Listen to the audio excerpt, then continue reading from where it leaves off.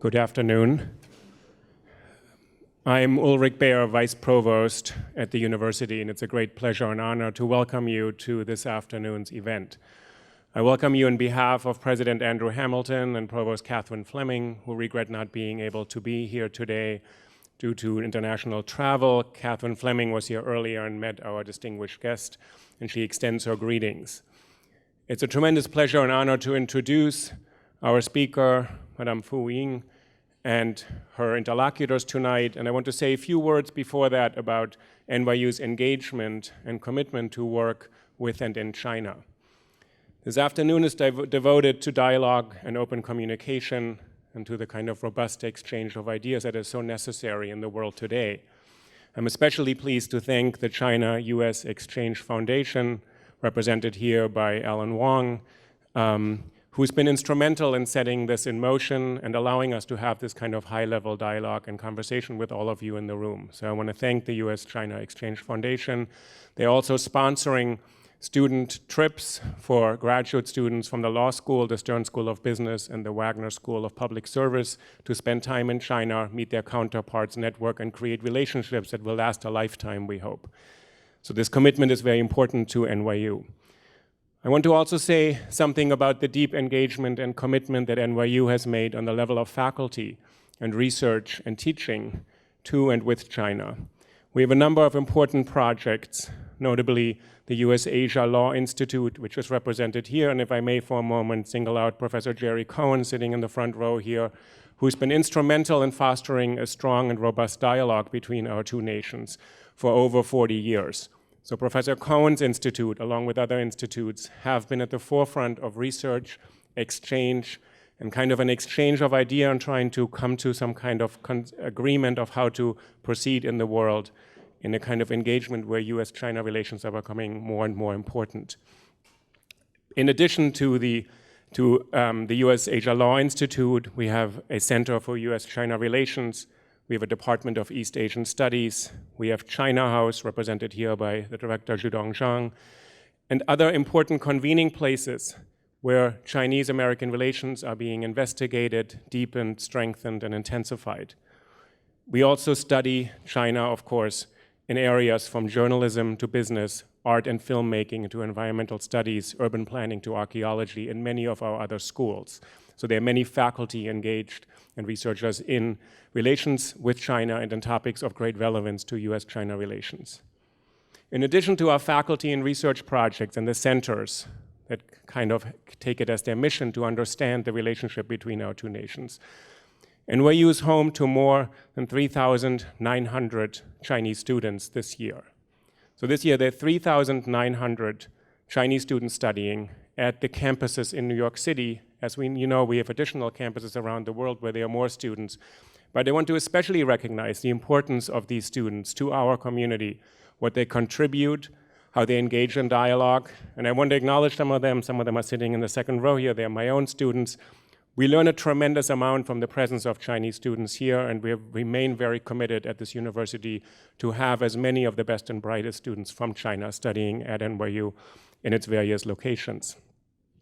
And finally, in addition to the faculty and research commitment and the student engagement, we also have shown strong commitment to China with our campus in Shanghai, represented here by Vice Chancellor Jeff Lehman, who will introduce our speakers and moderate the conversation today.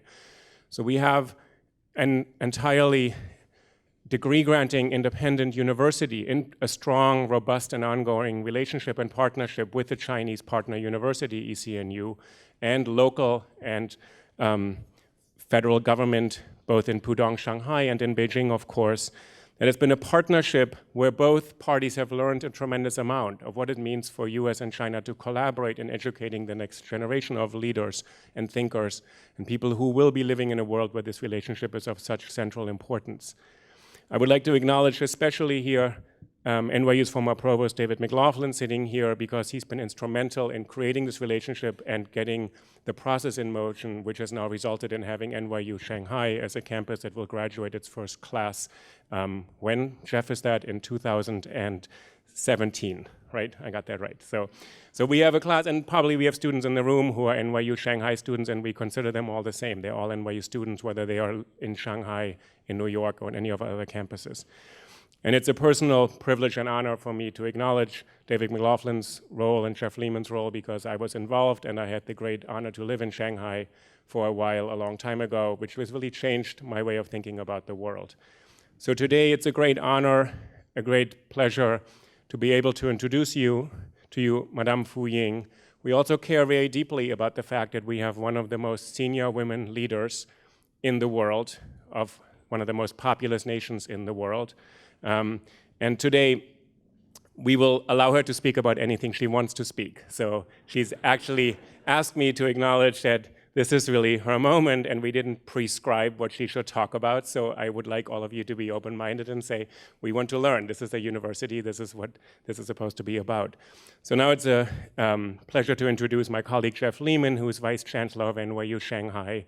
He has an illustrious career as an educator and academic leader. He was the Dean of the University of Michigan Law School, the 11th President of Cornell University, and the founding Dean of the Peking University School of Transnational Law. He's been recognized in China by the Friendship Award, which is China's highest honor to honor foreign individuals who have contributed to the social and economic progress of the country. And he's also a recipient of an honorary degree from Beta, from Peking University. So Jeff, thank you very much, and I want to thank you all for coming tonight. So thank you very much, Uli, and welcome everyone. It is really fantastic for all of us here to be able to welcome Madame Fu Ying to our university today. Madame Fu Ying is the chair of the Foreign Affairs Committee of the National People's Congress.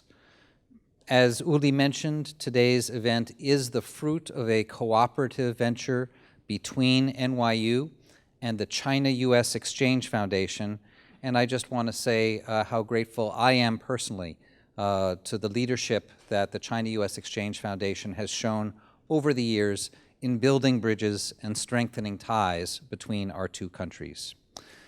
Madame Fu has had truly an extraordinary diplomatic career. It has been almost 20 years since she was named China's ambassador to the Philippines, and over the past 2 decades, she has served as China's ambassador to Australia, China's ambassador to the United Kingdom, Vice Minister of Foreign Affairs, and she assumed her current role as the chair of the Foreign Affairs Committee of the National People's Congress in 2013.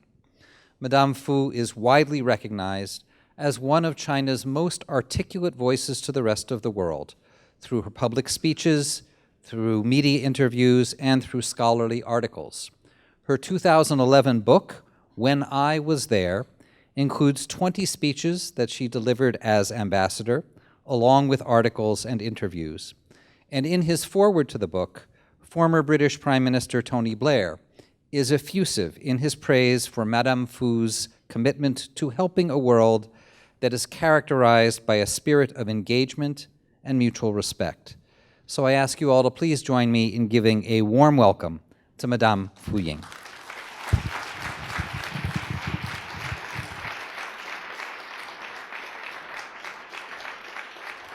Thank you. Thank you very much, Professor Jeff Lehman. And thank you, Professor Uli Bier, for your welcome and for the introduction. I want to thank the university, New York University, for inviting me here. It's indeed a pleasure and also an honor for me to be here. Before coming here, I briefly went through the impressive history of this university on the Chinese internet. And there were 11 million search results showing how popular this university is in China. And I was very pleased to hear that there are more than 3,000 Chinese students here already. I remember when I went to study in United Kingdom in mid-1980s, there were very few Chinese students in UK, in US, and there were no students that were self-sponsored. All of us studied on the government grant, and I was using the Commonwealth grant. And now we have altogether there are 1 million Chinese students overseas. Almost most of them are sponsored by their families. So that's a benefit of the reform and development in China. The U.S. After the U.S. general elections, the Chinese president, Mr. Xi Jinping, talked with the president-elect Donald Trump on the phone on the 14th of November.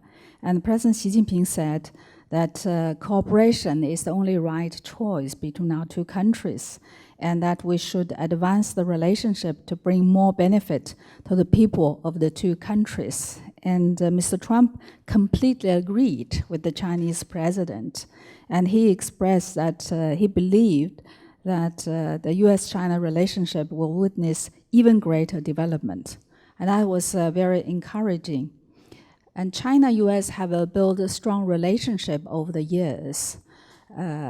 But in my encounter with many Americans from all walks of life, I found that there is a very often big misunderstanding between our two countries, and the atmosphere is not always good. And I was told that one reason was that there was the belief by some in this country that China is not having the right political system, and it should change in the direction they want. And they are disappointed when China is not changing in that way. Now I see that in the two countries, young people are growing up. I wonder if the basis for understanding could improve, because the young people are more willing to share with each other and more willing to understand each other. So when I was invited to speak in this university through the China-U.S. Foundation, I asked some Chinese young people, I said, can you advise me, what should I talk about in New York University?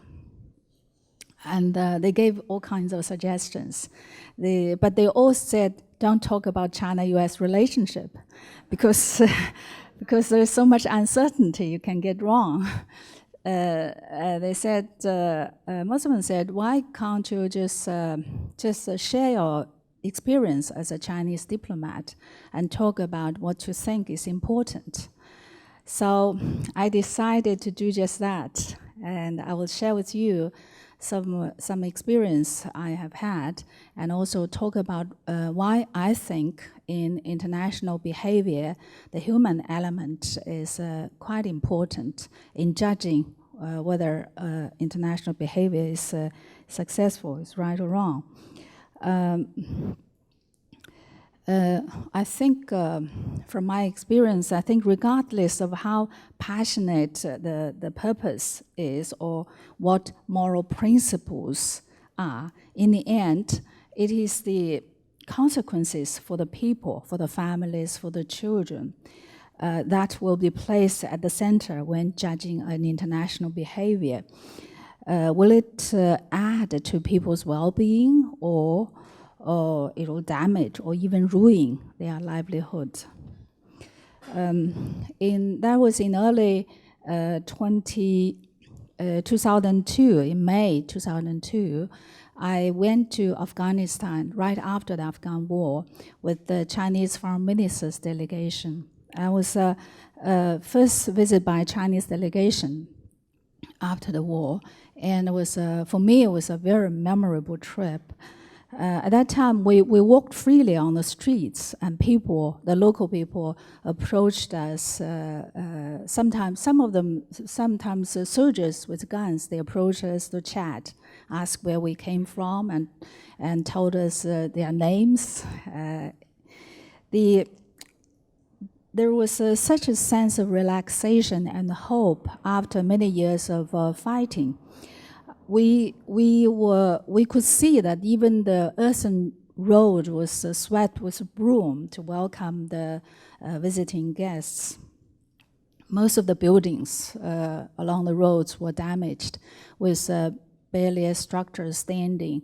But at the first floor, at the ground floor, in what was left of them, life already started. We could see the soft smoke from the kitchen, and there were even some simple food stands selling homemade food.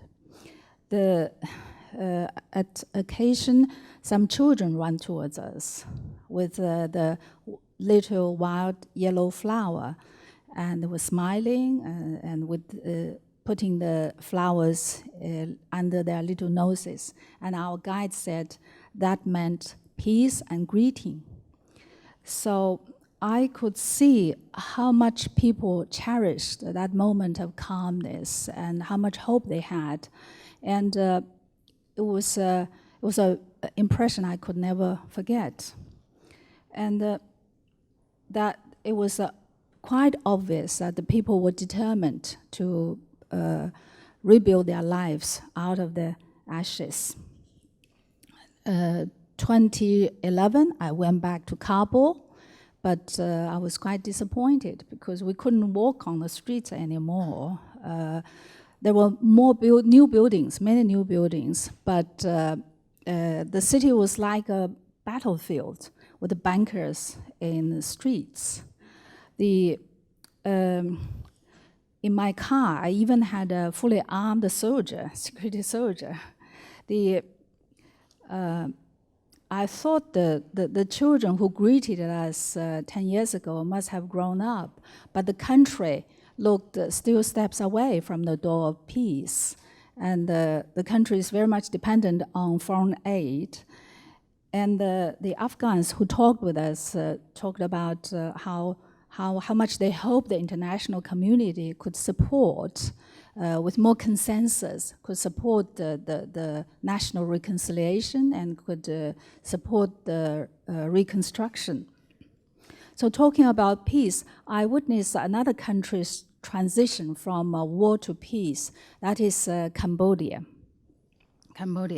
In the early 1990s, the 5 permanent members of the Security Council had a 1-year-long negotiations on the peaceful settlement of Cambodia. That was the first time China joined an international settlement of a domestic conflict. But what is different in Cambodia from Afghanistan is that in Cambodia, all the conflicting parties agreed to national reconciliation. They all supported this UN-led negotiations. As a member of the Chinese team, I witnessed how hard the negotiations were. The representatives of the 5 permanent members of the Security Council represented obviously very different interests, sometimes conflicting interests. So they bargained very hard on every paragraph, sometimes even on punctuations. But finally, eventually, they have arrived at an agreement. All the parties concerned sign up to the agreement and authorize the UNTAC, the UN mission, to oversee the ceasefire and the elections in Cambodia. I applied and I became the first Chinese woman peacekeeper to the mission. But to my surprise, that throughout the mission, frustration was often caused by the vague wording in the agreement, which was resulted from very complicated bargaining and compromises. So more often than not, we could only muddle through when there was a confusion in the implementation. However, Nevertheless, the ceasefire in Cambodia was held on, and this election was successful. And the candidate who won the election is not from any of the conflicting parties, not from any of the warring parties, but the son of Prince Sihanouk, who always stood for peace. So people voted for peace in Cambodia. 20 years later, 2012, I went back to Cambodia. And when I was in Phnom Penh, I was amazed to see a very completely new and vibrant new city. My cab driver spoke perfect English, and he told me he was taught by the peacekeepers 20 years ago. And he was quite happy with the life he is having. And when I asked him whether he remembered the turmoil, and he said calmly, that was the past. I was very happy for Cambodia's success, and people really can achieve wonders when there is peace. And that is why I think diplomacy is very important in bringing peace. Now, often on the international forum, I hear from scholars who strongly advocate for military means to solve international issues. But when I hear that, I would think of the Cambodian children without an arm or without a leg. I would think of the hopeful eyes of the Afghan people. I think there is no greater value than the value of life, and that should be placed above everything else, especially in the 21st century. And in China, in my country, 30 years of reform and opening up, speed up the economic growth and fundamentally uplifted the 1 billion Chinese population above the subsistence line. And the foremost premises of the success of China is because we have a social stability and people are safe and they can pursue their dreams. Now that Chinese people are going everywhere in the world, we are more connected with the world.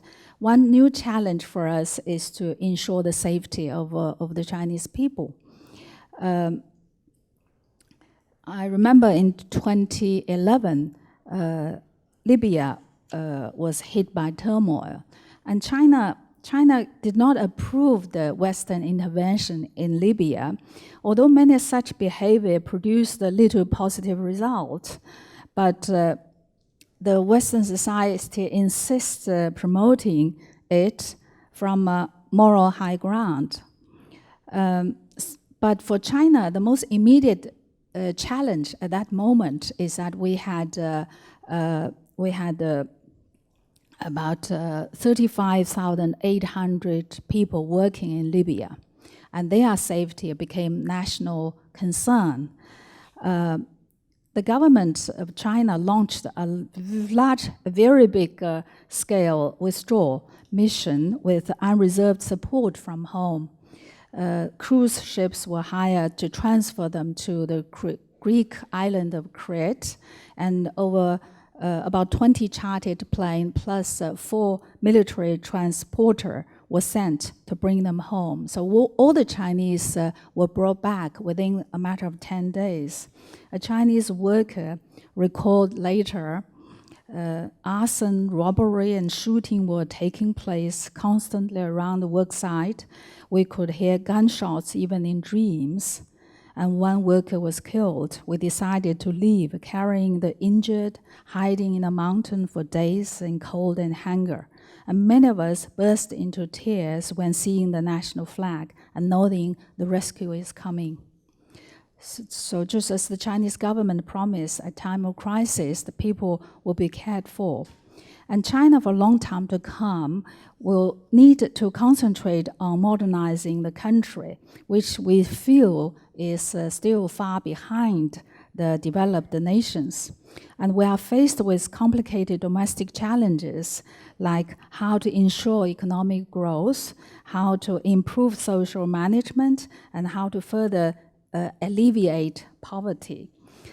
So China's foreign policy should serve the same purpose, and the objective is to ensure a favorable external environment for domestic development and for international cooperation. In the meantime, the Chinese people are also thinking the need to play more active role in international affairs and to provide more public goods. The Chinese President Xi Jinping proposed to build a world community of common future that best represent the thinking in China. And what China can contribute to the world has to be in line with the Chinese values and in the field where we know best.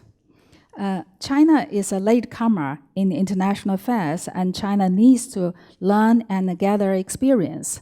Now there are 300,000 Chinese students in the United States, and as I mentioned earlier, 1 million all over the world. And many of them who have graduated return to China, and they will play essential role connecting China with the world.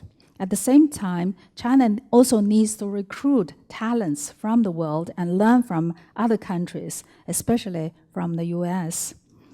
So to conclude, I think foreign policy is made and executed by human beings, not by lifeless machine. And a successful foreign policy must bring benefit to people. What diplomacy deals with is not states behind the masks, but matters that concern many individuals like you and like me. And the foundation of national interest, I think, is the well-being of the people. And I hope you understand what I'm trying to say, and I hope you agree with me that people, especially people, young people in all countries, should work together to ensure that in the 21st century, the protection of people's right to live in peace and safety should constitute the common value in the international behavior. Thank you.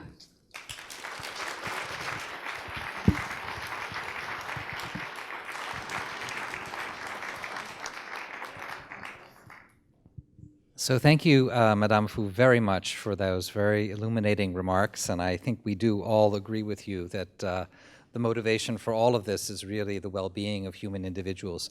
If you could take a seat over here in the middle, we're now going to move to the second part of today's activities. We're going to be joined on the stage, Madame Fu and I, by another remarkable diplomat who also shares the values, I believe, that Madame Fu was speaking about, and that's Ambassador J Stapleton Roy. Ambassador Roy was born in China, and he served as the American ambassador to Singapore, to China, and to Indonesia. He served as Assistant Secretary of State for Intelligence and Research before retiring from the government with the rank of Career Ambassador. After leaving the government, he joined Kissinger Associates and then became founding director of the Kissinger Institute on China and the United States at the Woodrow Wilson International Center for Scholars. Welcome, Ambassador Roy. So what's going to happen now is that the three of us are going to have a conversation for the next half hour or so. And Madame Fu, we will be speaking about China-U.S. relations in part. I hope that's okay. And then we're going to open things up for questions from the audience. So I invite you all to start thinking now about what you might like to be asking when the appropriate time comes. But first, I'd like us to talk among ourselves, and in particular about the relationship between the Chinese government and the American government in the new upcoming administration. So to start, I want to start with a long-term question. So China has announced that by the year 2021, which will be the 100th anniversary of the founding of the Chinese Communist Party, China aspires by then to have eliminated abject poverty in the country and to have doubled per capita income from what it was in the year 2010. And then by the year 2049, which will be the 100th anniversary of the founding of the People's Republic of China, the goal is to have become, quote, an affluent, strong, civilized, and harmonious socialist modern country with a per capita income comparable to that of Western Europe. So the central question that we will probably be talking about for the next half hour or so might be framed as, what role might the U.S.-China relationship play in China's achievement of these aspirations for its citizens, for its individuals? So I guess maybe Madame Fu, we might start with you and say, and ask you to reflect a little bit on these human goals that China has articulated. To what extent do you think that the partnership between the U.S. and China is important or not important in the achievement of those goals? Thank you. I'm impressed that professor in New York University could know so well of the target the Chinese government, Chinese people. I'm not sure every Chinese student can articulate so clearly. When we started reform, Mr. Deng Xiaoping said there are three steps of our reform target. And President Xi Jinping made further elaboration of the what we say 2 centenary goals, and the hope is that China will be able to continue the current progress, and then the country can achieve prosperity. We say we are moderately prosperous now. We hope we can have a prosperous country, and for example, we hope by 2021 we can thoroughly eliminate poverty. We still have about 70 million people who live under the poverty line, Chinese poverty line. If we use the UN poverty line, there are even more. So there's a long way to go.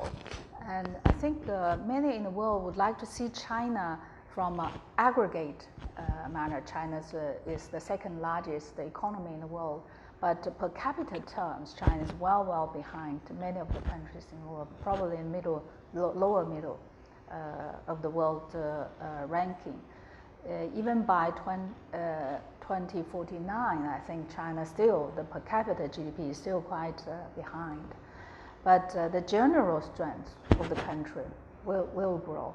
As for what the China-U.S. relationship could play, China's trade, China's cooperation with U.S. has all along played a very important role in China's 30 years of reform and opening to the outside world. And we expect that relationship will continue. At this moment, as long as we don't end up in a trade war, I think we should be safe, having good cooperation, and the U.S. will continue to benefit from China's growth, I believe. Well, thank you. Thank you very much. Ambassador Roy, you have looked at the U.S.-China relationship from the U.S. side, but with a deep understanding of the Chinese perspective, and you understand the centenary goals that China is pursuing. Do you think that the U.S.-China relationship has the potential to be, continue to be, an important contributor to the achievement of those goals? It's the fundamental question facing U.S. foreign policy. And since we're in an academic environment, we have to look at this as an academic exercise. U.S.-China relations, in a sense, are a test of the proposition as to whether foreign policies are based on national interests or whether they are based on ideology, values, and subjective factors. If, in fact, they're based on national interests, I'm optimistic about the outlook for U.S.-China relations. And I think it's directly related to the points that you raised. China could not possibly have achieved where it is today if we hadn't established diplomatic relations with China in 1979. There were many other factors that contributed to China's rise, but certainly the relationship with the United States was a major contributor to it. I think the same thing applies to China's achievement of its goal in 2049.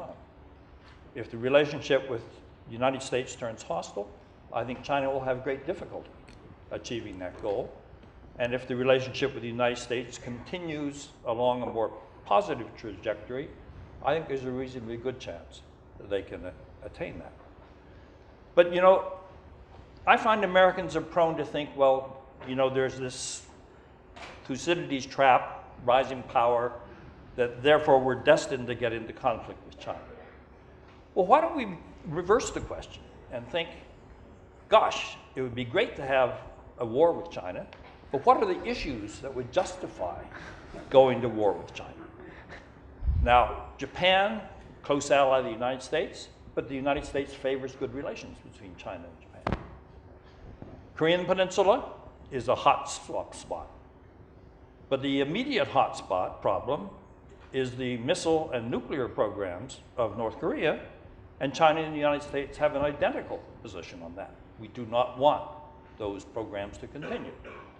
We have strategic differences over how this Korean Peninsula should be situated geopolitically if unification were to take place. But unification is not an immediate prospect. And so therefore, there's no reason to fight a war over that issue. Territorial issues are a war-fighting issue for China. But we don't challenge China on any of the territorial issues, and on the sovereignty disputes in the East and South China Sea, the United States takes no position on the sovereignty issues.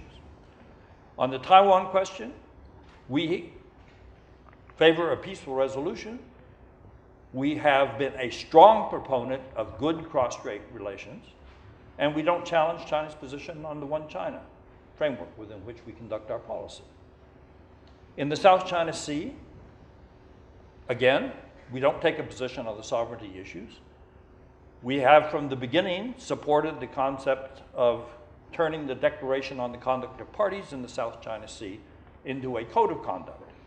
And there are negotiations that are underway between China and the 10 Southeast Asian countries on that question, and the United States supports that process, even if we're not. So you really have to look hard to find warfighting issues.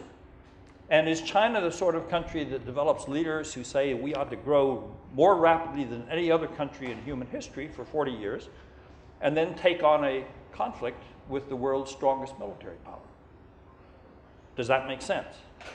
Well, I've had extensive exposure to several, not as many as Dr. Kissinger, but several generations of China's leaders, and there's not a single one who thinks in those terms. And I don't think American leaders are going to think in those terms either. So in other words, I don't see any reason to be pessimistic in looking at the outlook for U.S.-China relations. So then the question is, how are we going to manage the transition from the Obama administration to the Trump administration? And that raises a set of different issues. Well, maybe we should pursue those issues.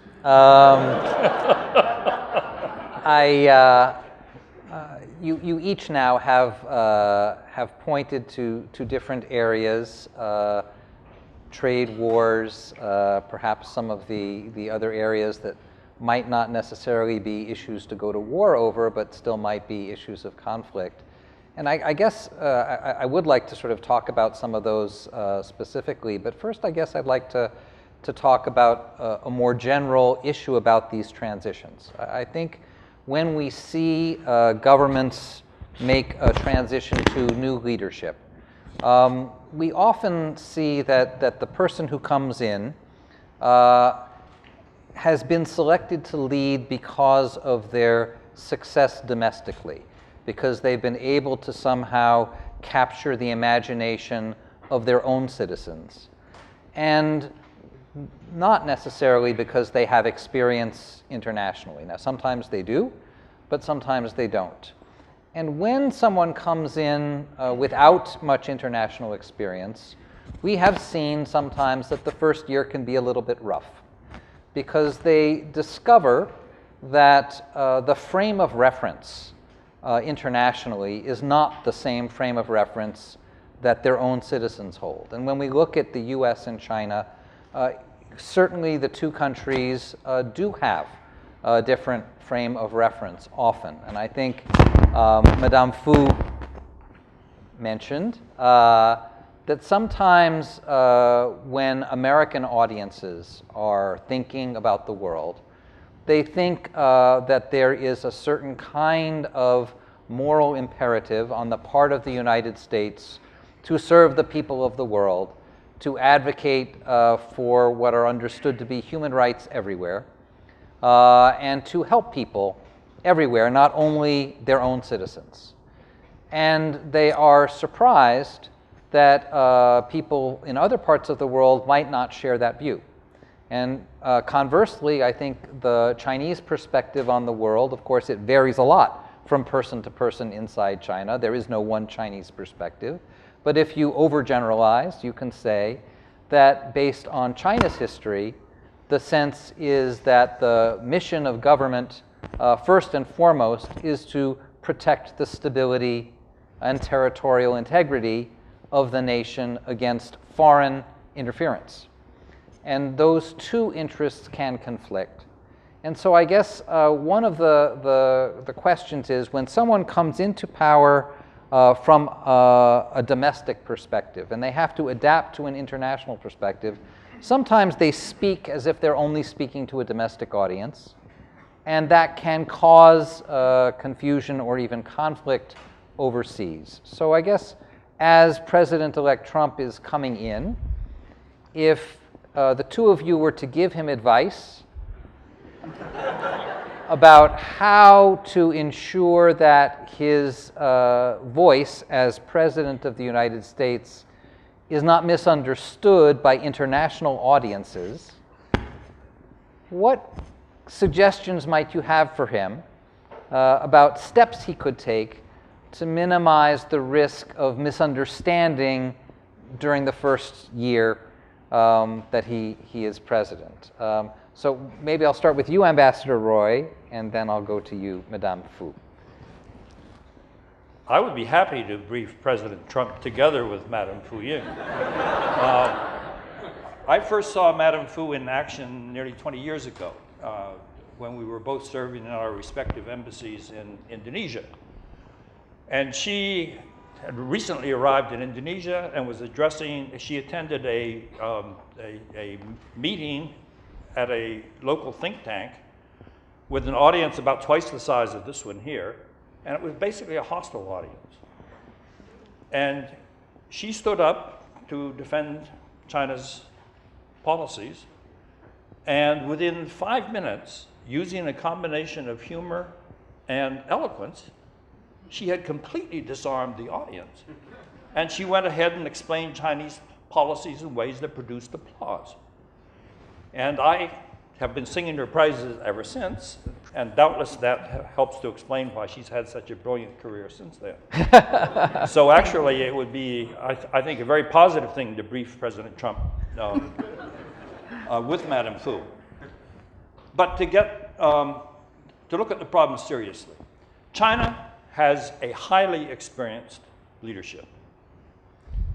That highly experienced leadership has no experience in dealing with a totally inexperienced leadership.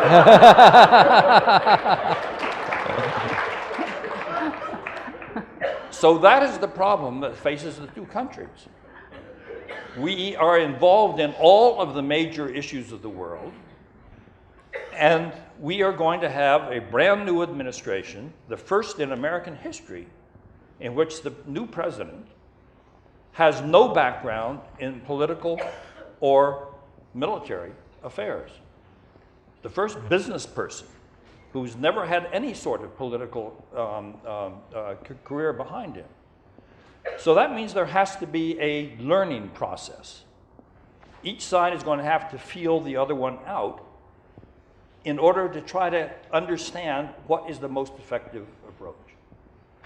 Well, I would argue that, and I'm talking to you, Mr. Trump, the number one rule should be do no harm. And that means, I think if the Trump administration wants to come charging out of the gates, it ought to be on domestic policy. But if in the first 100 days they don't take any major foreign policy initiatives, they'll probably be well served, because they really won't be in a position to estimate the consequences of actions they might take. Now, is that likely to happen? I think in some areas it's possible, I think there are two areas which are particularly troublesome. One are the trade and financial issues, particularly the currency issues. He said some things, and he's been saying them for 20 years, in which he has seen U.S.-China trade as not serving the U.S. interest. There's some pretty impressive statistics that counter that position, but they have not affected his view so far. So we certainly can't dismiss the possibility of trade and other complications early in the relationship. But this gets back to the immediate proposition that I put forward as to whether we have a national interest-based foreign policy or one that's driven by other factors. Because successive presidents have discovered that the US and Chinese economies have become so interlinked that you cannot take actions in one area that don't have consequences in other areas.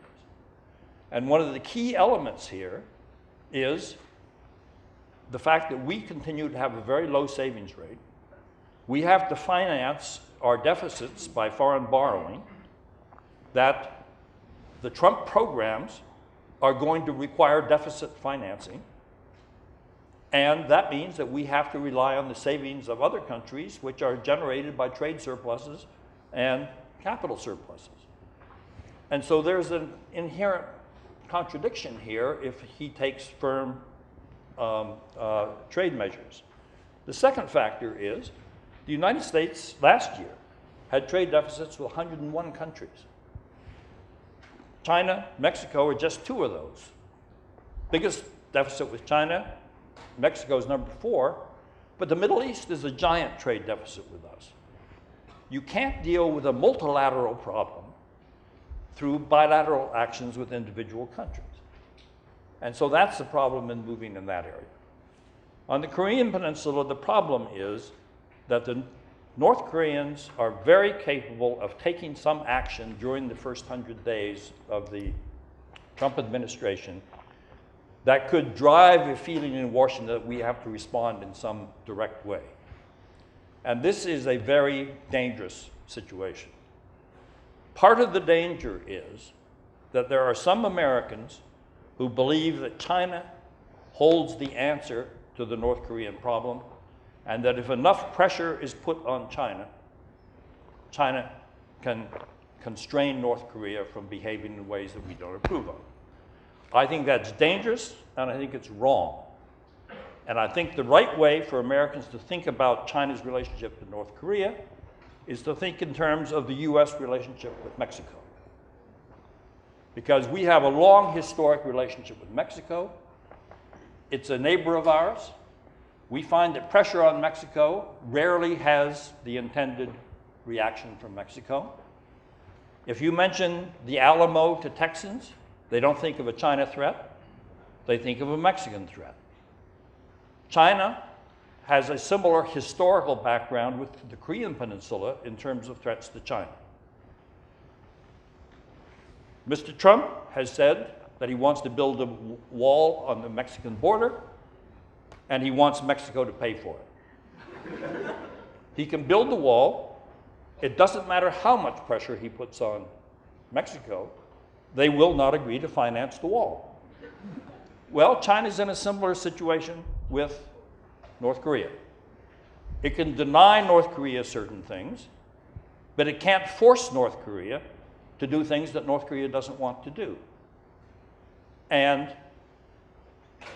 if we think that it can, and the reality is not that way, then there's a potentially dangerous misunderstanding. So the advice that I would give to President Trump is don't tread on what you would call highly sensitive issues involving core interests of other countries until perhaps never, but certainly not until you have developed enough feel for the consequences of your behavior so that you can accurately assess what the consequences could be. In other words, you need to not overreact. You need to be dignified in handling a new regime that is struggling to find its footing, And I think that's going to be a fairly accurate description of a new Trump administration in Washington. It's going to take time to get its footing in foreign affairs and in national security affairs. Sorry for talking so long, but especially since I understand the president only has about a 30-second attention span. So thank you, Ambassador Roy. Madame Fu, let me follow up on what Ambassador Roy has said in this particular area. His advice to President-elect Trump is to do no harm, and he identified 2 areas where it's possible that President Trump could do harm by not fully understanding the Chinese perspective. He might understand the American perspective, but he might not understand that China's relationship with Korea is in some ways analogous to the U.S.-Mexico relationship. Let me just ask you then, if, and of course we've seen now, President-elect Trump will often speak very, very strongly in some contexts, and then moderate what he has said, adjust what he has said shortly thereafter. And so I guess the question is, if in one of these contexts, whether it's trade or Korea, he doesn't follow Ambassador Roy's advice, and he is quickly out of the box and says something very, very strong, that suggests he hasn't fully learned yet the Chinese perspective.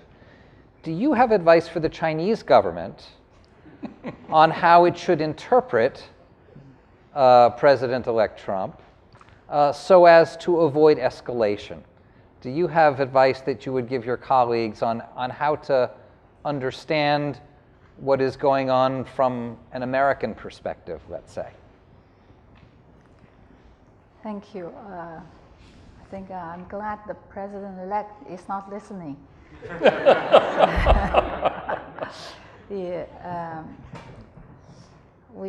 have you, the two of you have assumed a lot, but I think at this moment it's very hard to predict what will happen.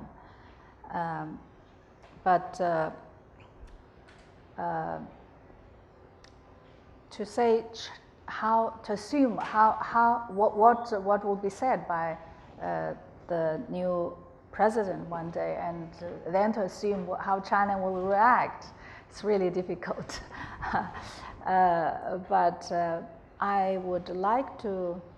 I think that's the attitude on the Chinese side at this moment is that we would like to hear, we would like to listen, we would like to see what will be the next step. It's quite awkward actually for the observers observing the U.S. Politics. Almost during every election, the candidate would have to say things, very strong things. And when they are in office, they realize this can't be done, and then they moderate a bit. It's always like that. It's strange. I sometimes ask during your elections. I often ask, do they realize that the world is listening? It's not it's probably, especially when they talk about China, more Chinese would hear than Americans. Do they realize that? And do they realize that people have brains, people remember, and people would expect the next step? But we have a policy of non-interference in the internal affairs of other countries. So let it be, that's American politics. But I hope the two countries would listen to each other more carefully, and would try to understand, and would draw the boundaries, and they would realize that they are not the single government in the world, and they need to, whatever they say, whatever they do, there will be reaction to that. There will be interaction to each other. And there are lots of good things they can do together, and they can do harm too if they if they don't, if they are not careful. So I hope there is a better analysis when they try to pursue what they committed to their own peoples. And on trade, I don't think there can be a real trade war between us. There will be so much damage after some calculation, especially your president-elect is a businessman and he's smart enough. But definitely there need to be improvement in the coming years about trade, about investment. From China, we'd like the message to be clear. What do you mean exactly? What do you want exactly? You want China to invest here to create jobs? And when you politicize any investment from China, you think China has taken your jobs, but then your business wants China to be more open to take your investment in China. So what's your message? What do you want exactly? You need to think through. Again, it's the same thing. You need to realize that people are listening. I'm not saying you, I mean the Americans. Yeah, no, I didn't take it personally. It's okay. I realize it now.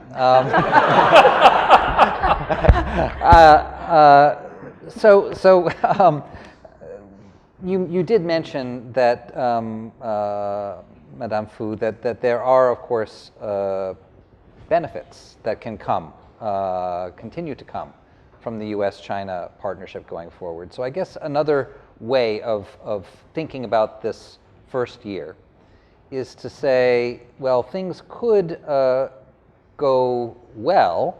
They could perhaps start off well in a person-to-person way if the new president-elect of the United States and President Xi can early on find an area of cooperation where the two countries can make forward progress together. When they spoke on the phone, they did speak of trying to find a win-win area. I'm wondering if you were providing guidance, is there a particular, maybe don't go towards trade, don't go towards Korea, is there an area that you might point them towards where there's an opportunity for a fairly, let's call it low-hanging fruit, a fairly easy area where the two countries might be able to do some good together? One area I hear a lot in China from different quarters, one area of interest is your possible interest in building infrastructure in the U.S. Many people in China are excited. So it can be a good area of cooperation if you wish. We could have some high-speed trains here. Infrastructure development. Your harbor definitely need improvement. I was visiting U.S. 2 years ago, and on my delegation, I'm from the Foreign Affairs Committee of the Congress in China, and there was a member from the Foreign Affairs Committee who was the CEO of Costco, biggest shipping company. And in U.S. Congress, we talk about trade, we talk about there were lots of complaints from our congressmen about the deficit, about those things.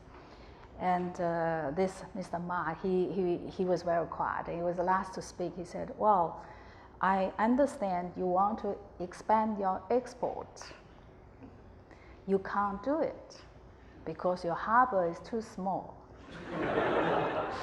And you need to improve your harbor, he said, but you can't do it because you don't want to take investment from other countries, from China, and you don't have investment yourself. So he was very blunt, he was very straightforward. There is a lot of need for improvement in infrastructure, and U.S. needs to be more open, like we did. We borrowed from all over the world to build infrastructure, and now we are better able to do it, and we're building railways and highways in Africa and Europe. So I think there can be a very good area of cooperation. So, making infrastructure development something that is done not on our own, but done jointly with partners from China could be that kind of a win-win situation. Ambassador Roy, do you agree with that? Do you have another area that you would encourage the two governments to work on together early on to try to get things off on the right foot? I endorse your comments on infrastructure. I think it's an area where China and the United States could find common interests if the political factors were kept under control. And at the state level, they're under control. The problem tends to be centered in Washington. I think climate change continues to be an area where cooperation between China and the United States is both necessary and possible. I notice that President-elect Trump has now backed away from his earlier position on the human element in global warming. And that holds open the possibility that if he has the right group of advisors around him, that he could find a way to not back away from the Paris Treaty and to continue the cooperation, which is important because we're the two largest contributors to global warming, China and the United States. And if the two of us are not working together to deal with the problem, it's very difficult to mobilize the rest of the world to make the sacrifices necessary to address the problem. The negativity on free trade has been toward multilateral free trade agreements. The president-elect is less against bilateral agreements. We have a well-advanced negotiation with China on a bilateral investment treaty. It's continuing under the Obama administration, but probably won't be completed. That's an area which the administration might be able to pick up fairly quickly to see if we could bring that to a conclusion. That would be important regardless of whether TPP is dead or whether it's dying and can be revived in some fashion. The cooperation between the two sides on cyber issues has gone more smoothly than anybody anticipated. And that's an area where we have set up mechanisms that have potential for that cooperation to continue and to make additional progress. So I think there are some significant areas where there is some low-hanging fruit if we're smart enough to see it. So before we turn to the audience, then one last question, and that is about a year ago, Madame Fu, you published an article in Foreign Affairs in which you talked about the U.S., China, and Russia. And I think you described the relationship as a scalene triangle, where the long leg is the distance between the U.S. and Russia. That's where it's hardest for the two countries to work together. The short one is China and Russia, where there's more cooperation, and the middle one is the U.S. and China. And I'm just wondering, going into the new administration, if you have an optimistic hat on, do you think it's possible that in the next year or two, there might emerge more of a coherent three-country working relationship that involves the U.S. and China and Russia?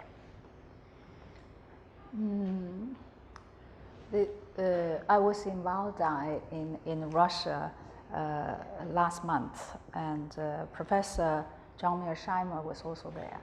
And he, with me, sitting with him, he told the Russians, he said, well, it's wrong for you to align with China. You should align with U.S. because China is the threat.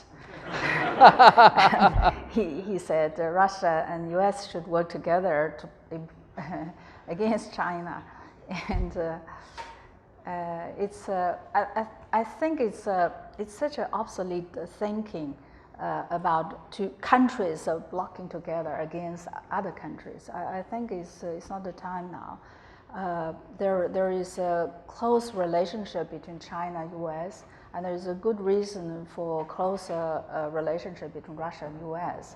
But the relationship is not for against the other side. It's disconnected. If we can work together on certain things, on Korea, Korean nuclear issue, we used to be in one team in the six-party talks. We worked quite closely. And I hope on Syria, U.S. Russia can have a better understanding and work things out.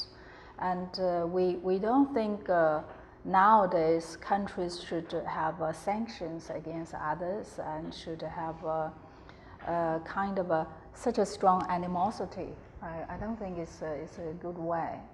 So there's every reason that if the relationship between Russia and US can improve, I think it would be more good atmosphere in the international relationship.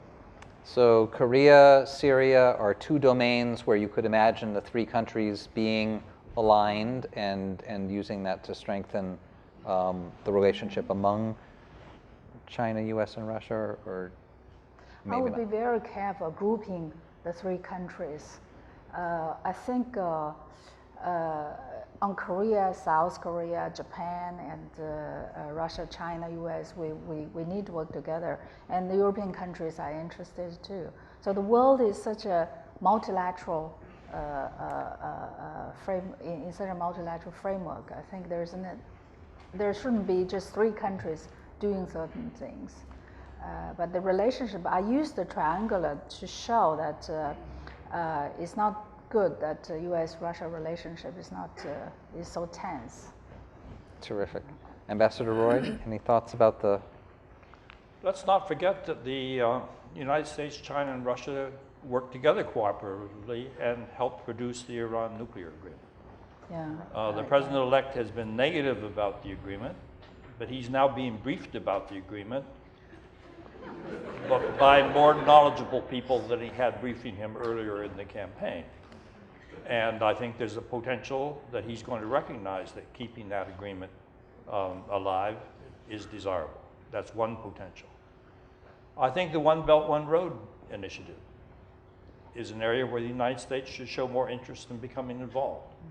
I have rarely seen so much condemnation from everybody over the way we reacted to the establishment of the Asian Infrastructure Investment Bank.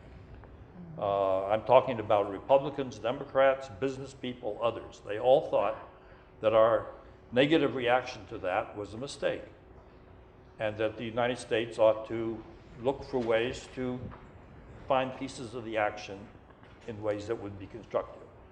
That's an area where Russia also has an interest in how that develops. I think there's, to get into sensitive and difficult issues, I think there is potential in the reset with Russia to actually make some progress if you correct some fundamental errors in our approach to the region. And I'm expressing a personal subjective view. Crimea is a done deal. It's irreversible. And any Russian historian will tell you Crimea should never have been part of Ukraine. It was an action by Khrushchev in 1954, and it never has been viewed by Russians as reflecting Russian interests. But the Russian intervention in the eastern part of Ukraine is a troublesome issue, and China doesn't like it either, because China is hostile to the concept of interfering in the internal affairs of other countries, particularly on a military basis, even when it's thinly veiled, covered up. The concept of bringing Ukraine and Georgia into NATO is dead, and people in NATO admit it, but we haven't formally closed the door on it. Closing the door on NATO and EU membership for countries like Ukraine and Georgia, where efforts to bring them in are simply going to exacerbate the problems, could create the basis for an understanding with Russia that it would end its intervention in the eastern parts of Ukraine. And that would give the leadership of the country a better opportunity to stop being part of a tug of war between East and West, and to try to do something that none of the previous Ukrainian leaders have done, which is to try to create a unified country out of two halves of the country that have very different histories and therefore do not have a common historical sense of being a country. Having this tug of war between Russia and EU, NATO on one side and Russia on the other side, for a country that was fragile from the very beginning, has contributed to the problems of the Ukraine.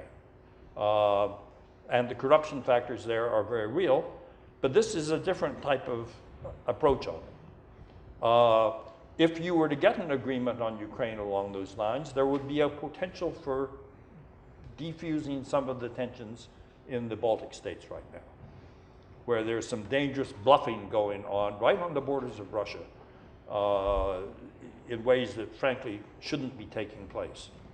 So that's another area, and China would be happy if some of those tensions could be lowered, because it never liked the concept of direct interventions in Ukraine, even though it has not publicly criticized the Russians. Terrific, terrific. Well, thank you both. Let's now, in this next portion, turn things over to the audience. I'm going to follow the following format, if I may. I'm going to ask for questions in batches of 3. We'll take 3 questions, and then I'll ask our 2 speakers to respond to them in a group. So do we have a microphone that we can bring? Terrific. So please come up here, and we'll be all set. Yes, go right ahead. Okay. Thank you very much for your great conversations. I have 2 questions. First, Can you point the microphone straight towards your mouth? That will... Is that okay? Yeah, much better. The Security Council yesterday passed a resolution, the toughest ever sanction over North Korea. China did not abstain, but gave an affirmative vote. Actually, China always opposes all kinds of sanctions on other countries. Do you think if it's a strategy to appease South Korea to prevent THAAD deployment in this region, or a bargaining chip to negotiate with the US to prevent further deployment of THAAD in Japan? The second question is... So I will ask just one question per person. Okay. Thank you very much. We've got a lot of people. Yes, and our next person? Yes, go ahead. Thank you. I'm Shuya, and I'm so proud of being one of the almost 4,000 Chinese students here at the amazing NYU community. So as a nerd studying international law, my question is simple. So how do you perceive the function of international law in the future between the China and the US relationship? Thank you. Thank you very much. Next. Hello, this is Avneet. I work with EIR. Just a quick comment. Thank you so Please much say for what EIR is. Executive Intelligence Review. It's a publication with Mr. LaRouche. Thank you so much for your comments, because yesterday, just the next door, I was at an event on Syria where you had ex-Ambassador Ford and a few other people debating military intervention on Syria, which was very sickening and sad, and I denounced them for doing so. So your words on peace and diplomacy in a win-win paradigm are very crucial for the world. My question is, yesterday at an event at Washington, D.C., I'm sure you know who Patrick Ho is. He gave suggestions at this forum in D.C. on how President Trump should work with China, especially on the new Silk Road, the One Belt, One Road policy. And the EIR and Mr. LaRouche completely agree. And we also emphasize, I want your comments on U.S. working with China and Russia on the new Silk Road and One Belt, One Road strategy, also as a way of ending this regime change mentality in the United States. So your comments on that. Thanks. So 3 topics. 1, the Security Council sanction on North Korea vote. 2nd, international law. The 3rd, One Belt, One Road. Madam Fu. For the for the sanctions on Korea, indeed, China disagree with using sanctions, especially sanctions alone. For the UN sanctions, it's not the first time China has agreed with the UN sanction, and this time it is an agreement after months of negotiations. Finally, the agreement is acceptable to China, and we voted for it. But we emphasize that sanction alone is not enough. I always ask American colleagues and Europeans about the purpose of the sanction. What is the end purpose, what you are trying to achieve? if the expectation is to have tough sanctions enough to break down the North Korean regime, that is not the purpose we share. So that's why we think sanctions should go together with dialogues. So we feel uncomfortable that the dialogue is halted. And on North Korean issue, you could see that they've had 5 nuclear tests, and 4 of them happened after the negotiations was halted. When there is no way to intervene to talk with them, there is just continued testing. So we do hope the new administration of US could realize that and reopen the dialogues with North Korea.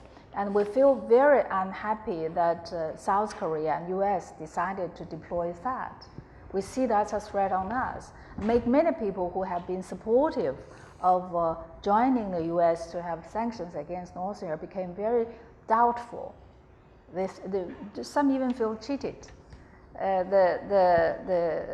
So I hope we've been calling for the South Koreans to reconsider that decision, and we hope there is more concerted effort. You don't shoot your partners when you are working in the same direction. For international law, I think it's important.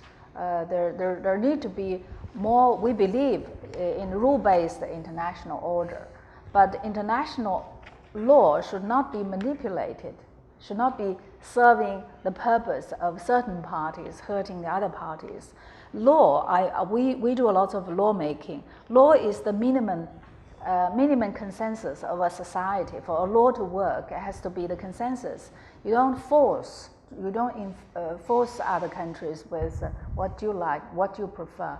So we hope international law is fair and is acceptable to all. And for Belt and Road Initiative, yes, we feel disappointed, actually surprised and disappointed when US is against the Asia Development Bank.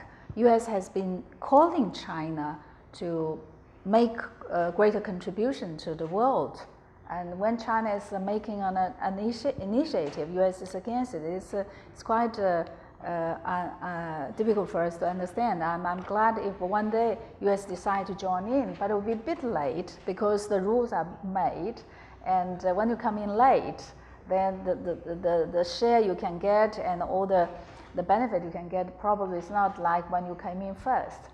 But one thing is clear, that the rules are made really with the international standard. So US is definitely welcome, especially welcome to join the Belt and Road Initiative with all the advantages US has. Ambassador Roy? Just briefly, because I think in many ways the questions were more relevant to China. I do want to say something on THAAD. I've had discussions with China's experts on THAAD, and I understand how deeply they feel that this is an action that negatively affects China's security interests. But the distinction, there are 2 things where I have a problem with the Chinese position. One, we offered serious briefings to China on the THAAD system, which can be adjusted in various ways and can deal with the radar concerns that China has. China refused the briefings. So in other words, we have not yet engaged at the professional level with China on it. China's taken a political position that it's hostile to China's interests. China's concern is based on the fact that they feel it enables the United States to monitor their strategic missile program, which is related to their nuclear deterrent to the United States. Without debating the substance of that question, the reality is that we have nuclear deterrence with China just as we did with the Soviet Union, meaning we're not going to fight a nuclear war with China. The reason THAAD is deployed, and it was a South Korean decision, is because of the threat from North Korea, which is immediate and a real threat, not a theoretical threat in the future.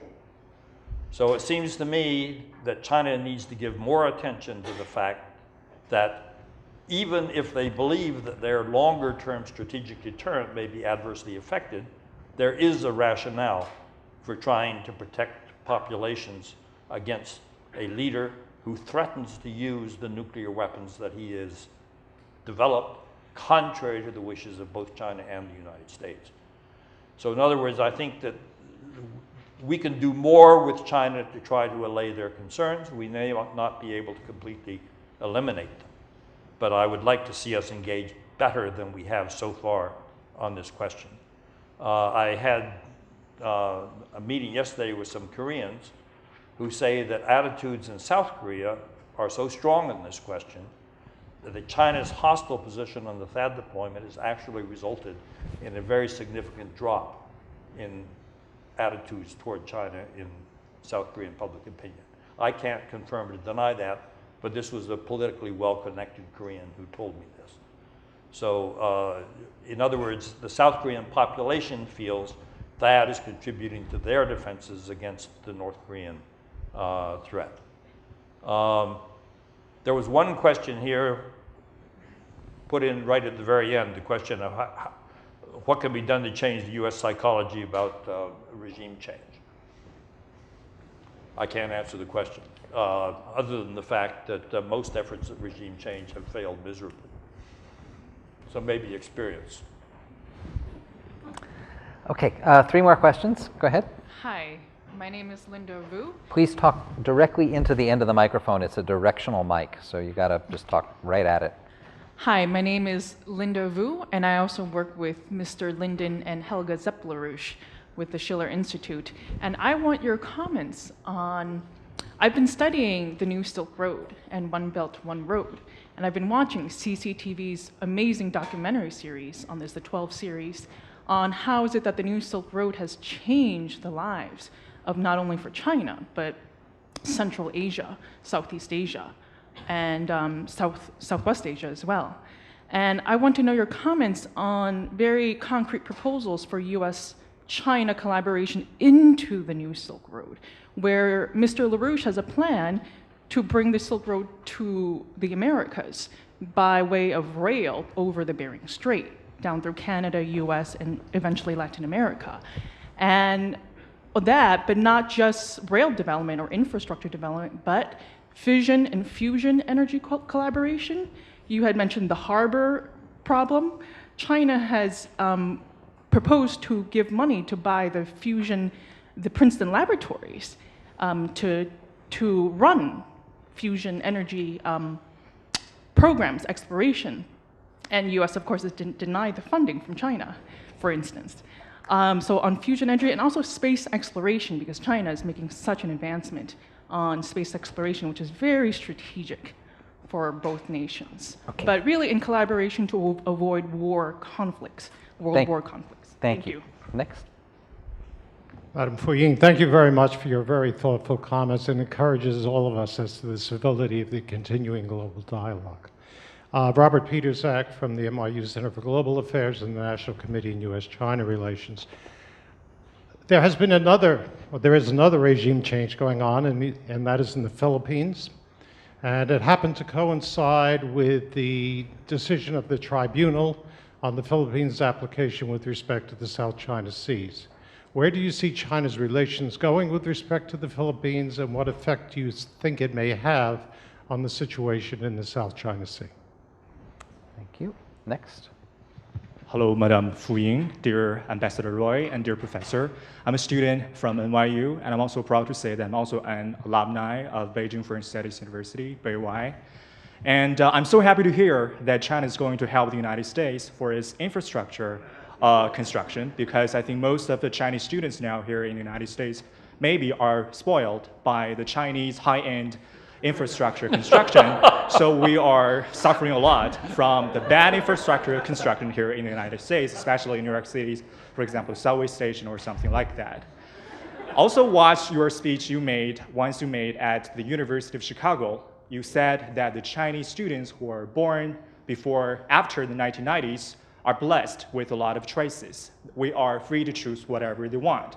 But since when I came to the United States, I found that for the Americans, there are few options for them, but to choose the products made in China. So that is why Donald Trump began to demonize China's image, saying that China is stealing jobs from the United States. So how would you persuade American citizens who voted for Donald Trump because of his rhetoric in opposing China to believe that a cooperation with China and the free trade with China can benefit both of us? Thank you.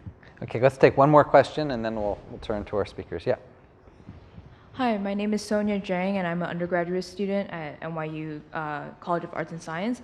I read the transcript for your speech at the Fullerton Lecture in Singapore last year, and you mentioned that you conceded that even though China is a developing state, the world does view China as a world power, and you said that China needs to take more responsibilities in that area. When Donald Trump says that he plans to scale down military, American military presence across the world, including in hotbeds like Japan, Korea, and in the South China Sea. Do you think that China will be taking over a potential vacuum that the American military leaves there? Thank you. Okay, so let me take one more question, and then that'll be 5, and then we'll have one more bunch of 5, and then we'll be all set. So let's take the 5th. Hi. So I've heard a lot of discussion regarding Korea and America and China's role in this issue. So as a South Korean, I would also like to believe that this may be a misunderstanding regarding how American and Chinese interests may differ in various parts of the world.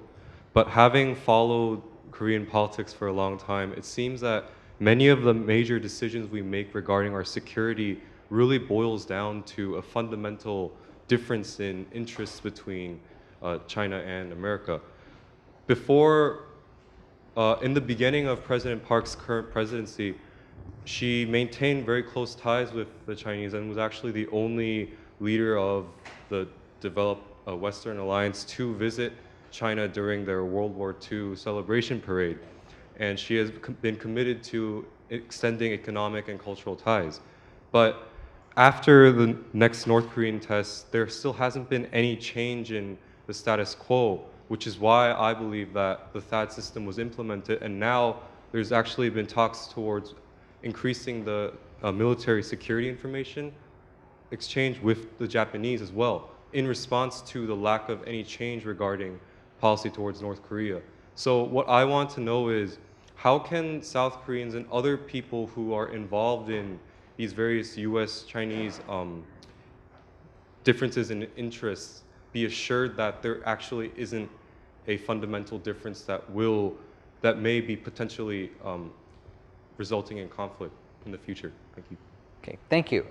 So just to recap here, question about extending the New Silk Road concept with US participation in areas like energy and space as potential areas of cooperation. What about the Philippines and what's going on there? Outreach to Trump supporters. How might Trump supporters be reassured about China and its interests? The possibility of a power vacuum in the world if the US withdraws and becomes more isolationist. And finally, reassuring people that there isn't some deep fundamental conflict between the US and China that could have detrimental effects on third countries like South Korea. So, Madam Fu, why don't you start, and then we'll... First, on the Silk Road and China-U.S. cooperation, I think if the logic is straight, if the message from U.S. is clear, consistent, I think there are plenty of areas of cooperation, almost in every area. In some of the areas like space, China is not, U.S. is well ahead of China, but China is moving quite fast. So there is a good opportunity for cooperation, and for Silk Road, for infrastructure, I think the whole world will benefit from greater infrastructure development. The key is, can we be sure, can we have a bit of trust between us? Can we be sure that we're not enemies, we're friends, we can work?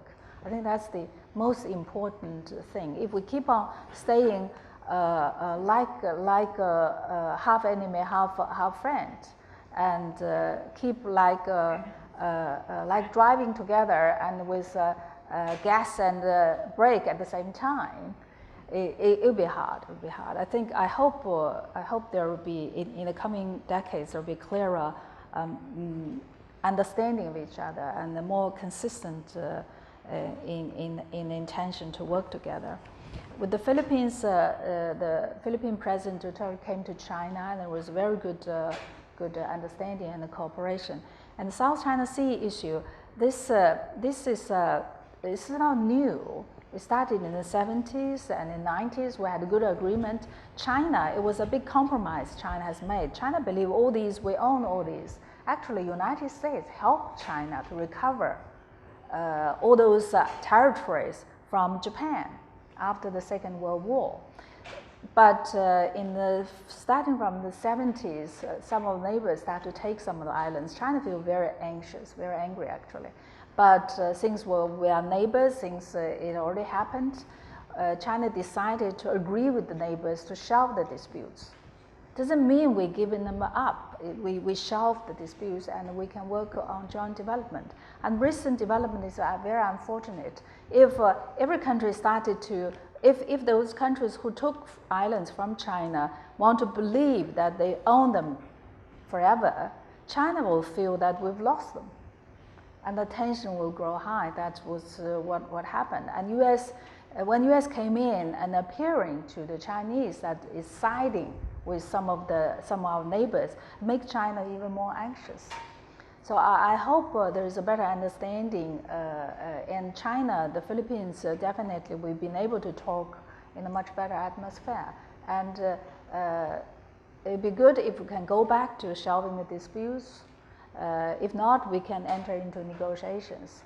And the US keep on saying that there is a concern of freedom of navigation. Actually, the commercial freedom of navigation is never a problem. But for military, I don't think any country or any power should try to make the area exclusive of their own sphere of influence. That won't help.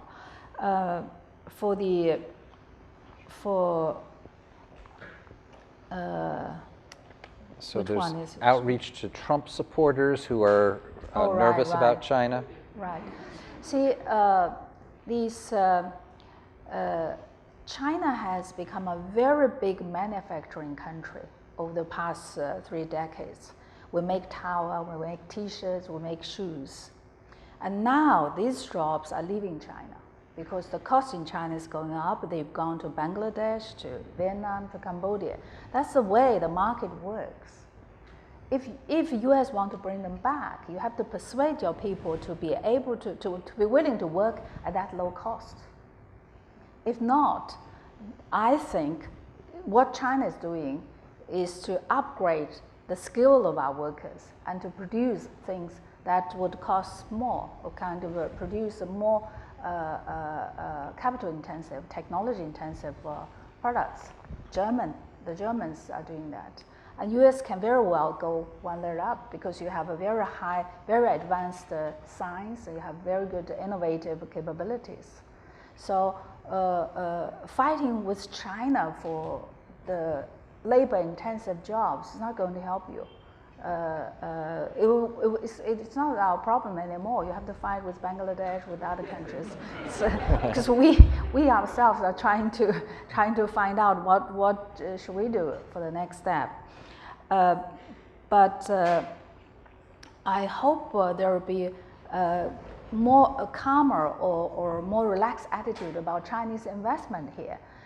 Many Chinese companies want to invest here, that will create jobs.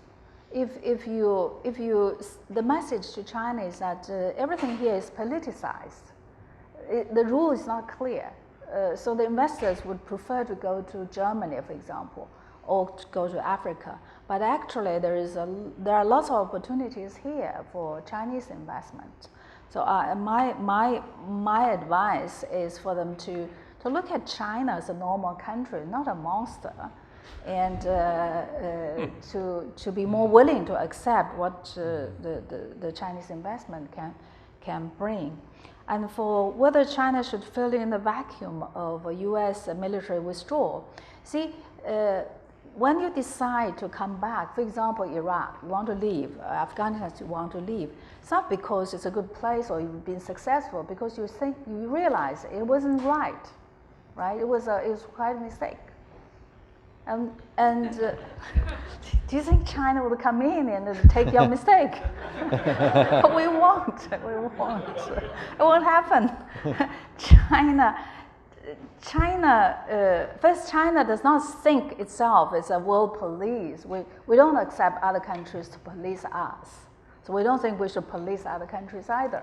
But we are the biggest contributor to peacekeeping among the 5 permanent members of the Security Council. We'd love to help the world through the UN, but not in a kind of a military expansionist manner to send troops to all the world. I don't think that will happen from China. For Korea, I don't think that the reason China feels unhappy about that is that on one hand, we feel threatened. On the other hand, it's not covering the South Korean concerns. South Korean capital is only 60 kilometers away from Pyongyang. It doesn't need Assad won't help much. And the immediate threat to the South Koreans are the conventional weapons.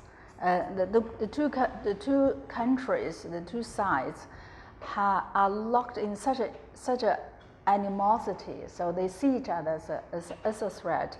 Unfortunately, the Korean War has not completely ended. It's still in ceasefire. There's no peace accord. So I understand the concern from the South Koreans every time I talk with them. But when I talk with the North Koreans, I have visited them 7 times, they feel very threatened. They don't feel secure. Their weapons, their conventional weapons, are so obsolete.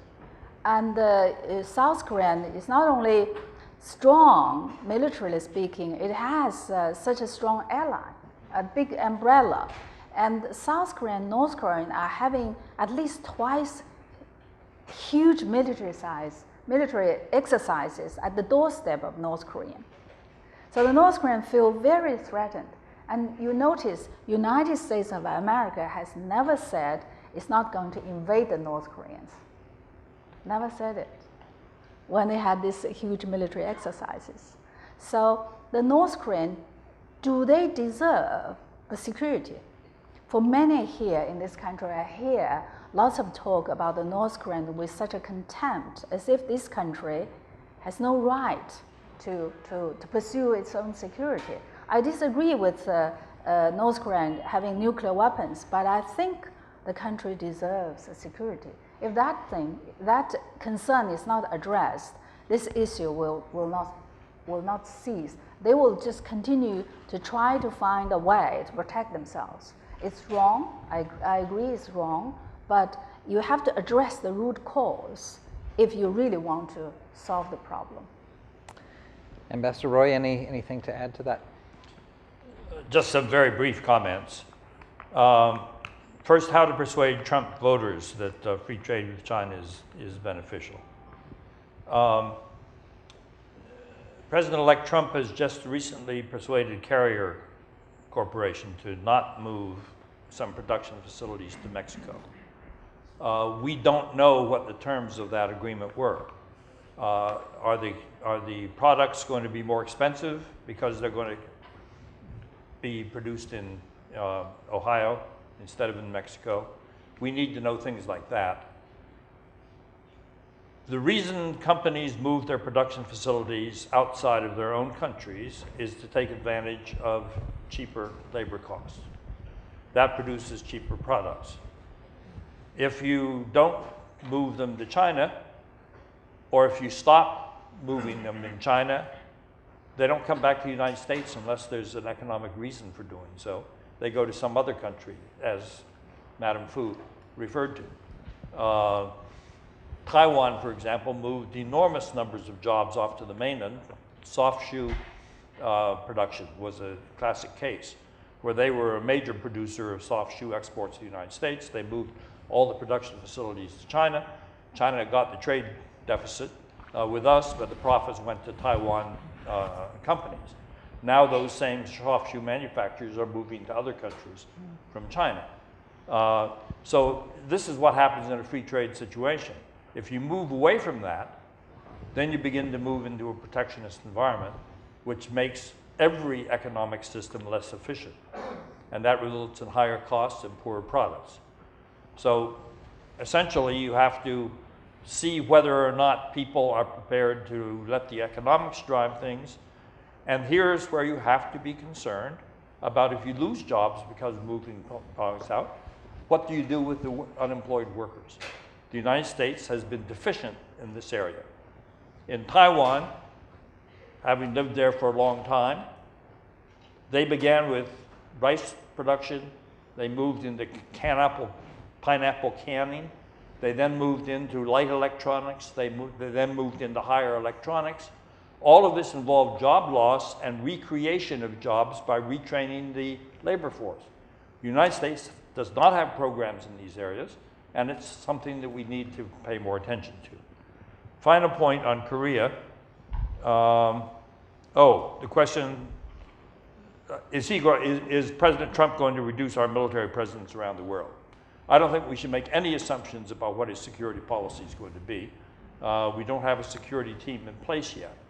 But the short answer is, if the United States reduces its international military presence, yes, the vacuum will be filled by other countries. There's not going to be a vacuum out there. And so that simply means we'll play a lesser role in the world in that respect. On Korea, how can South Korea be assured there won't be a conflict? With a neighbor like North Korea, frankly, you can't be assured, but you need to be strong. If you're strong enough, then that's a deterrent to aggression. The United States and China do not have a war-fighting issue over the Korean Peninsula at the present time. I don't expect one to emerge. We may have differences on how to deal with the problem, but that's not a war-fighting issue. The war-fighting issues involve China's core interests, which largely involve territorial questions. The United States is not challenging those interests.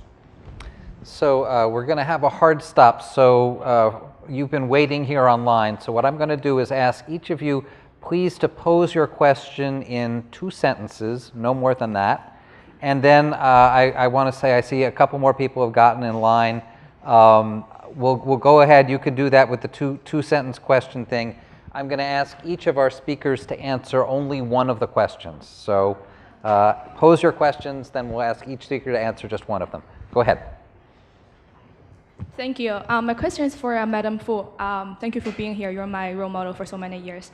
My question is related to your career as a successful women diplomat. How do you interact with your male counterpart? Any obstacles that you overcome?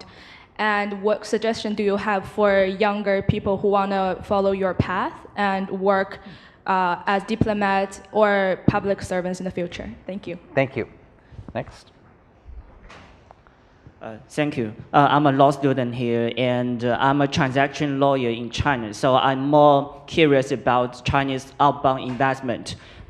So China proposed a One Belt, One Bill. Is that means China will more focus on the outbound investment in the future? Thank you. Thank you, Madam Fu, Ambassador Roy, and Vice Chancellor Lehman. So I'm Brian. My question is, on a government level, what steps do you think should the governments further take to ensure the proper well-being of international students as well as international educational cooperation? Thank you. Thank you. Thank you all for being here. So my question is to Madam Fu. As we know, you serve as the ambassador of China in the United Kingdom for a long period of time. So my question is, what's your point of view toward Brexit? Because even China, U.S., and for example, like Hong Kong's businessman Li Ka-shing lost tremendously amount of money in UK after the Brexit. So what do you think the U.S. and China can do together to maintain a stable global economic environment? Thank you. Thank you. Hello, Madam Fu Ying and Ambassador Roy, Vice Chancellor. I'm a grad student graduate from NYU Poly Engineering. And by the way, I have Chinese relatives from Jamaica, West Indies, where there's investment from China, in China. My simple question is this. Regarding financial and military, financial, there's an influx of affluent new Chinese kids from billionaire families, and that's pretty interesting. But most central is that the fact that China is going to be the new economic power in coming years. But Madam Fu Ying said China believes in not being the world police, being peacekeepers, and no military expansion. But the reality of being a superpower is imperialism and such. Thank you. Thank you. Hello, my name is Ying. I'm currently a student in the NYU Law School, and I'm studying the international law.